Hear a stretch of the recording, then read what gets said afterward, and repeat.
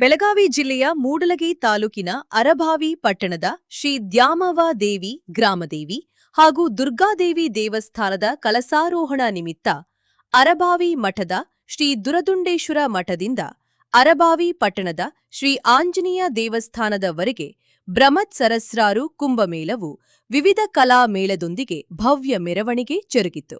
ವರದಿ ವಿಠ್ಠಲ್ ಕರೋಶಿ, ವಿಜಯಶಕ್ತಿ ನ್ಯೂಸ್, ಗೋಕಾಕ.